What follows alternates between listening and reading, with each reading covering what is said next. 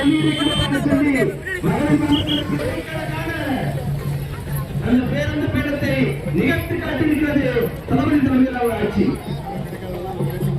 1000 தமிழ்நாட்டில் எந்த அரசியலையும் மருந்து பொய்ய சொல்லவில்லை. பேசுற வாயெல்லாம் பொய் பொய் பொய் பொய்ன்னு சொல்லி பொய்யையே அழைத்து விடுகின்ற அந்த பாரதிய ஜனதா கட்சியினுடைய ஆட்சியினை வீட்டுக்கு அனுப்பிய ஒரு வாக்களிக்க வேண்டிய சின்னம் ஏழு சின்னம். வேற தொகுதிக்காரர்களாக இருந்தால் ஒரு கூட்டணி சின்னத்துக்கு ஓட்டு போடல. இந்த தொகுதியில் இருக்கின்ற ஒவ்வொரு வாக்கும் ஏழு சின்னத்திற்கு தான் உயர்ந்த பேச்சு. நம்முடைய பிற்பட்ட வளத்துறை அமைச்சர் அன்றைய 4 லட்சம் வாக்கு எண்ணப்படுகிறார். வேற கட்சி மாதிரி சண்டை போடுற கட்சி இல்ல நம்ம கட்சி. வேற கட்சி மாதிரி பிரச்சனை எடுக்கிற கட்சி இல்ல. நம் கட்சி தலைமைக்கு கட்டுப்பட்ட கட்சி. நம் கட்சி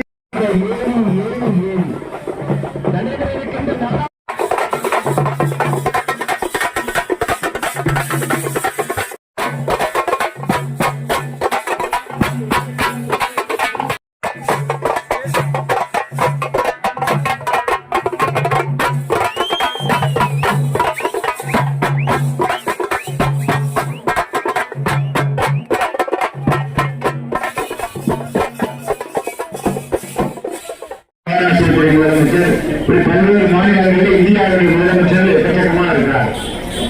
யூனியன் ஆஃப் ஸ்டேட்ஸ் என்றால் என்ன? அது central government. Union of states என்றால் அதான் ஒன்றிய அரசு என்று நாம் சொல்கிறோம். ஆகவே இந்த கட்சி என்பது, இந்த நாடு என்பது ஒரு பன்முகத்தன்மை கொண்ட நாடு. இந்துக்கள் என்றும் இஸ்லாமியர் என்றும் கிறிஸ்துவர் என்றும் சீக்கியர் என்றும் பல்வேறு மதத்தினர்கள் வாழ்கிறார்.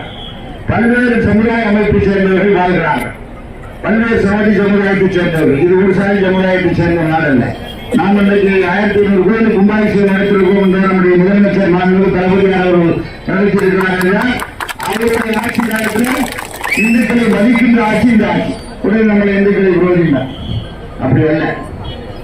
இந்த கோயில ரொம்ப நான் வர வரையிலும் பார்க்கிற எல்லாம் நம்ம வந்தக்கூடிய கோயில் கூட நீட்டாக அப்படின்னு சொல்லி என்னுடைய சுய சங்கத்தில் கேட்டேன்.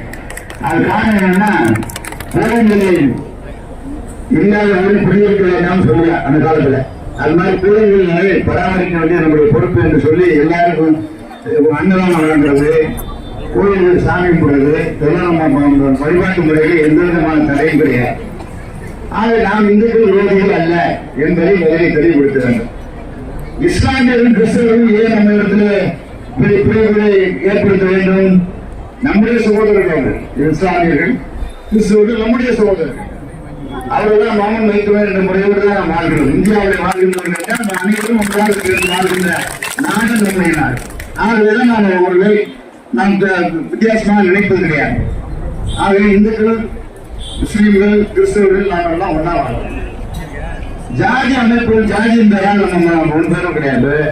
அப்படிப்பட்ட நம்ம முதலமைச்சர் என்ன, நம்முடைய கலைஞர் என்ன, எம்ஜிஆர் என்ன, ஜெயலலிதா என்ன, அவங்க இந்த நாட்டுடைய முதலமைச்சராக வந்தால் ஜாதி மதங்களுக்கு அப்பாற்பட்ட தலைவர்கள் என்று அர்த்தம். நாட்டில் இருக்கிறது 90% மக்கள் இருக்கிறார். 10% தான் வேற. அதில் பிற்படுத்தப்பட்டோ மிகவும் பிற்படுத்தப்பட்டோ சீர்மரப்பினர் அருந்ததியர் பட்டியலின மக்கள் திராவிட ஆதி திராவிட இஸ்லாமியர்கள் கிறிஸ்தவர்கள் எல்லாரும் சேர்ந்தவர் நமக்கு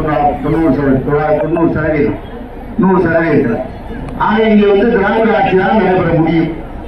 ஆக நம்முடைய ஆட்சி என்பது திராவிட ஆட்சி, திராவிட மாடல் ஆட்சி. எல்லாருக்கும் எல்லாமும் பெற வேண்டும், இங்கு இல்லாமல் என்கிட்ட நிலை வேண்டும். இதுதான் திராவிட ஆட்சியினுடைய தத்துவத்தை நம்முடைய முதலமைச்சர் சொல்கிறார். நம்முடைய முதலமைச்சர் 86% முதலமைச்சர் வந்தால் எப்படி நீங்க அவர் போட்டி நான் ஒன்று போடுறேன், நீங்க ஒன்று போடுறேன். இந்தியா முழுக்க தமிழை சிறந்த முதலமைச்சர் யாருன்னு கேட்டா தமிழ்நாட்டுடைய முதலமைச்சர் தளபதி அவர்கள் தான் சிறந்த முதலமைச்சர் என்று பெயர் வாங்கினார். ஆனா அப்படிப்பட்டவர் இன்றைக்கு இந்தியா கூட்டணி உருவாக்கிட்டாலும் மோடி போகணும். மோடி மேல் நம்ம என்ன சொல்லணும்னா, இது பாரத தேசம் என்பது பன்முகத்தன்மை கொண்ட நாடு. இது ஒரே மதம், ஒரே நாடு, ஒரே தேசம் என்ற முறை சரியாக வராது. இந்த அதிபராட்சி முறை ரஷ்யாவுக்கு தான் சரியா வரும், சீனாவுக்கு தான் சரியா வரும். ஒரு மொழி பேசுகிறவர் இங்க ஒரு மொழி பேசுகிறவர் பல்வேறு தரப்பட்ட மொழி பேசுகிறார்கள். ஆகவே இந்த நாடு என்பது ஜனநாயகத்தினுடைய அடிப்படையில் தேர்ந்தெடுக்கப்படும் மக்கள். ஒரே நாடு ஒரே தேர்தல் ஒரு தேர்தல் முதலமைச்சர் தேர்ந்தெடுக்க முடியாது, எம்எல்ஏ வேணாம் சொல்ல முடியாது. அவரு கவர்னர் நியமிச்சுக்குவார். கவர்னர் நியமிச்சுட்டு அவர் போயிடுவார். அவர் பிரதமர். அப்புறம் என்ன வெள்ளைக்கார ஆட்சி நடத்துற மாதிரி. ஜனநாயக நாடு என்பது 5 வருடத்துக்கு ஒரு முறை தேர்தல் வர வேண்டும். ஒன்றிய தேர்தல் வரணும், எம்எல்ஏ தேர்தல் வரணும், ஆட்சி சரியில்லைன்னா மாற்றணும். இந்த உரிமைகள் எல்லாம் உங்களுக்கு வேணும் என்றால் மறுபடியும் இனிமேல் ஆட்சிக்கு வரக்கூடாது. அவர் டீசல் விலையை ஏற்றினார். இப்ப 6 மாசம் முன்னாடி ஒரே 100 ரூபாய்க்கு கொண்டு வந்தார் பெட்ரோல் விலையை. டீசல் விலை 90 ரூபாய் கொண்டு வந்தாரு. கேஸ் விலை 1500 100 ரூபாய் குறைக்கிறாங்க.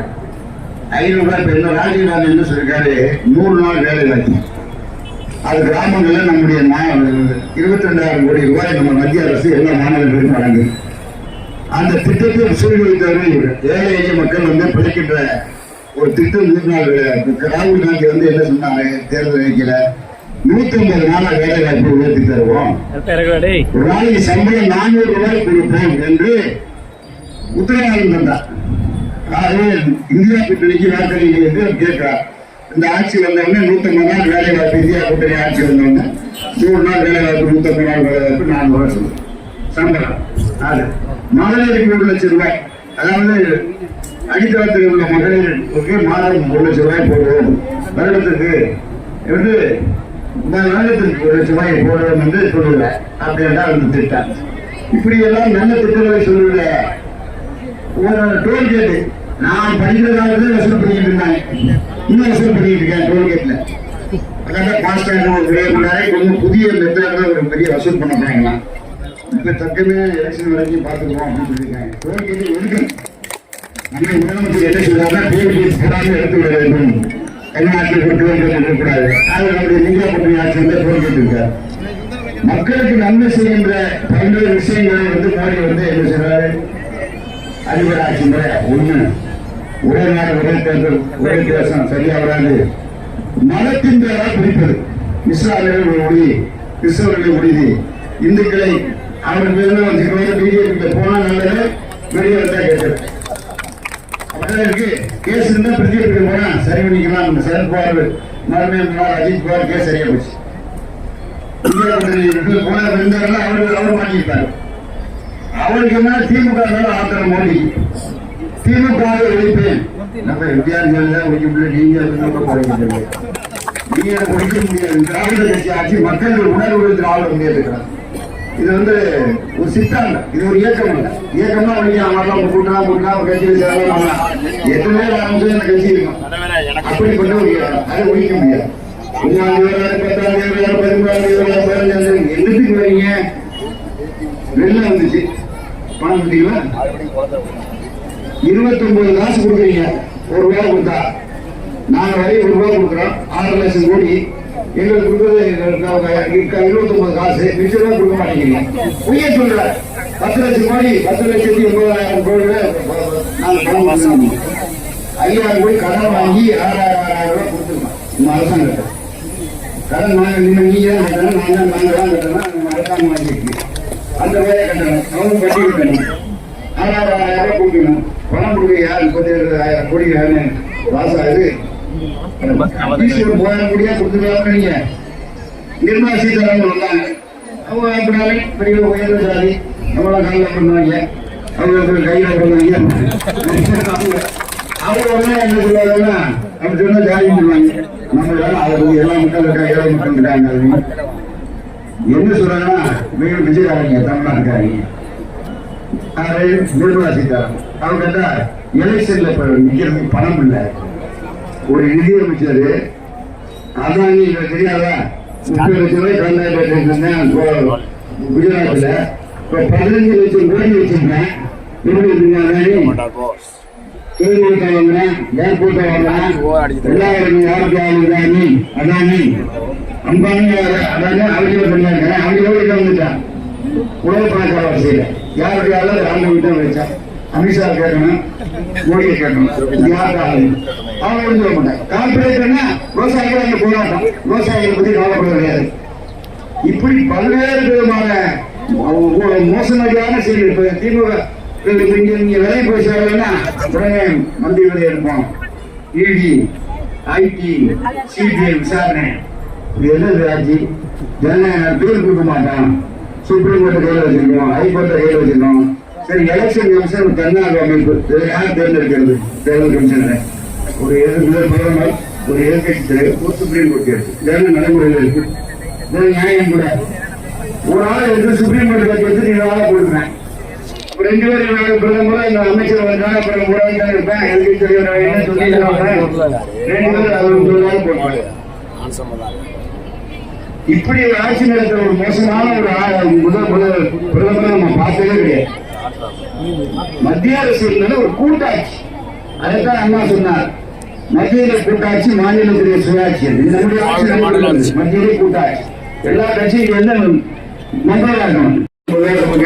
அவருக்கு 10 மடங்கு கூட கொடுக்குறேன். என்ன நியாயம்? அதனால தமிழ்நாட்டு மக்கள் 40% 40 நாடு நிம்மதி நம்ம சொல்றோமா? நீங்க ஓட்டு போட மாட்டாங்க. எனக்கு பிராப்ளம் நிற்கிறீங்க. இது ஜாதியின் பிறகு மாற்றிருந்தாலும் பிடிக்கிறீங்க. நாங்க எல்லாரும் ஒன்னாதான் இருக்கோம். இந்த கட்சியில வந்து ஜாதி கிடையாது, மதம் கிடையாது. அதுல எல்லாரும் பல்வேறு ஜாதி மக்கள் பல்வேறு மக்கள் இருக்காங்க. ஆக இதெல்லாம் எடுபடாது. மோடியை வந்து வீழ்த்த வேண்டும். 400 சீட்டு வரணும் அப்படின்னு அது அமித்ஷா சொல்றாரு. 400 சீட் எப்படி வந்து 214 வரும். முதல்ல பிரசாந்த் கிஷோர் சொல்றேன். ஒரு கொஞ்ச நாள் வந்து 300 வருவாங்க. அவன் போட்டு மிராட்டி ஒரு ஐக்கிய சொல்றாங்க.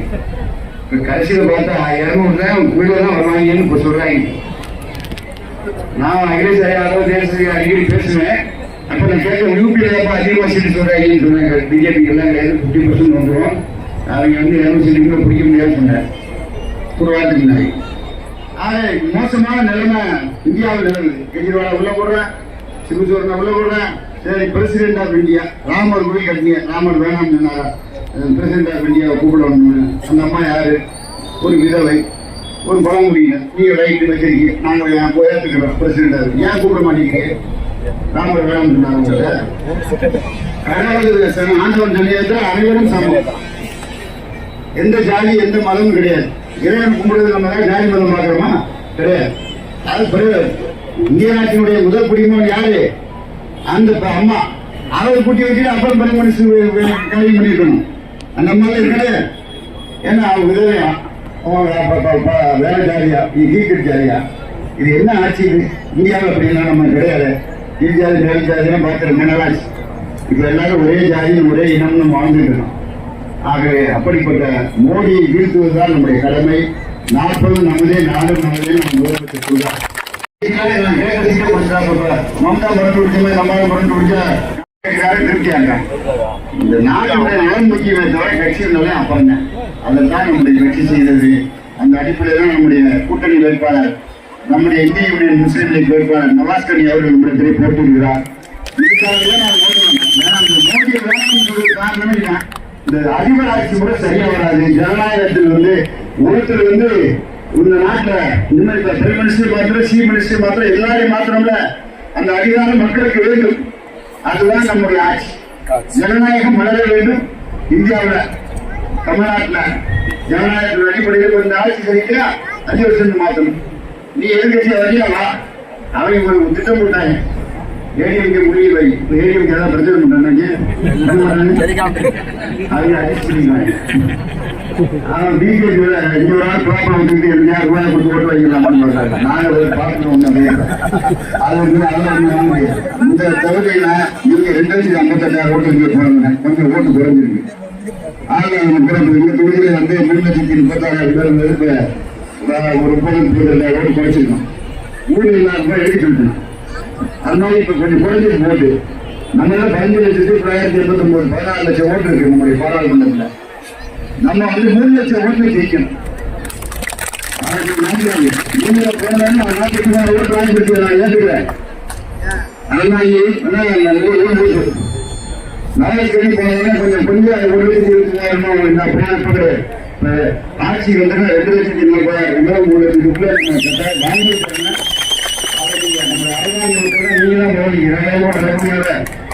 தலைவர் அம்பேத்கர் பேசியிருந்தா ரவி வந்தாரு. அப்படி சொல்லியிருக்கு. நான் வந்து அருணாகிரி பேசுறது பிரயோஜனம். நீங்க அம்பேத்கர் வாங்கணும், அப்பதான் உங்களுக்கு மரியாதை அப்படின்னு சொல்லியிருக்கு. இந்த கட்சி ஜெயிப்பது என்பது திமுக ஜெயிப்பது, கூட்டணி கட்சிகள் ஜெயிப்பது. திமுக தலைமையான கூட்டணி, மற்ற கட்சிகள் நம்மளோட இருக்காங்க, அவங்க எல்லாரும் ஜெயிக்கணும். 40 ஜெயிக்கணும் தான் தலைவர் விரும்புறாரு. இப்ப நாளைக்கு திருநெல்வேலி போறேன்னா காங்கிரஸ் கட்சி ஜெயிக்குது. திருநெல்வேலி இப்ப நான் எல்லாம் போயிட்டு இருந்தேன், கடலூர் போனேன், சிதம்பரம் போனேன், விழுப்புரம் போனேன், வேலூர் போனேன், திருவண்ணாமலை எல்லாமே நல்லாரு. இதுக்கு முடியாது. அவங்க நினைக்கிற மாதிரி நம்ம நினைக்கிற மாதிரி அவங்க இல்லை, சுயப்புல வரணுமா. நாற்பது சிட்டத்தை ஆனா நீங்க வந்து அதே நிலைப்புல இருந்திருக்காரு. அதான் நிறைய நடக்க எலெக்ஷன்ல நிறைய நடக்க அதே நாங்கள் பார்த்துக்கிறோம். நீங்க நேரம் நம்முடைய தலைவர் கருத்தை ஏற்படுத்தணும்னா டெல்லியில போகும்போது 40 பேர் வரலாம், பிரைம் மினிஸ்டர் நம்ம தலைவர் தரணும், ஆமா அப்படின்னு சொல்லணும். அப்படி சொன்னதாகவே எனக்கு தேவை. அதனால அப்படியாவது அவர் இந்திய அரசு எந்த கட்டத்திலும் உறுதிப்படுத்துகிறேன். அவரால் 2 வருஷம் போராட்டம் நிதி கொடுக்கல. 3 எப்படி எதிர்கட்சியில அவர் வாங்குற நிதியில வந்து ஒரு 6 தொகுதி, 4 யாரும் 1 தொகுதி, அவருக்கு 6 தொகுதி. அந்த மாதிரி அவர் காரியம் பண்ணியிருக்காரு. அதனால கெட்டதே இல்லாத ஒரு நல்ல ஒரு மனிதர். 2வது ஒரு இஸ்லாமிய சமுதாயத்தை சேர்ந்தவர், ஒரு மைனாரிட்டி சொல்லுவோம். அவரை நம்ம ஆந்திரிக்க வேண்டிய நம்முடைய கடமை. நம்முடைய அவர் நாளைக்கு நம்மளோடு சேர்ந்து நம்ம தலைவரோடு சேர்ந்து சொல்ல கேட்கக்கூடிய தலைவர். அவங்க கட்சியில் நம்ம நேற்று ராகுல் காந்தி நிகழ்ச்சி நடத்தினார். முதல் நல்லிணக்கம் மோடி செலுத்துவதெல்லாம்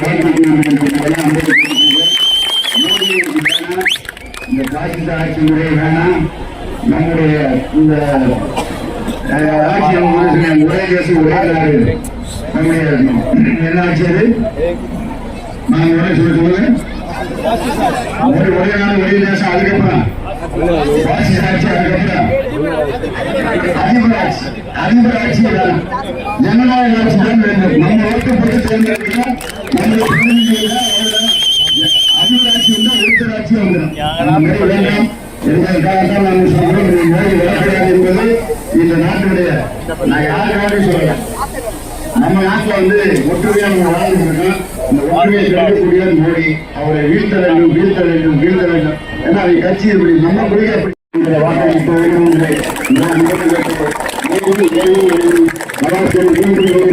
வேண்டும்.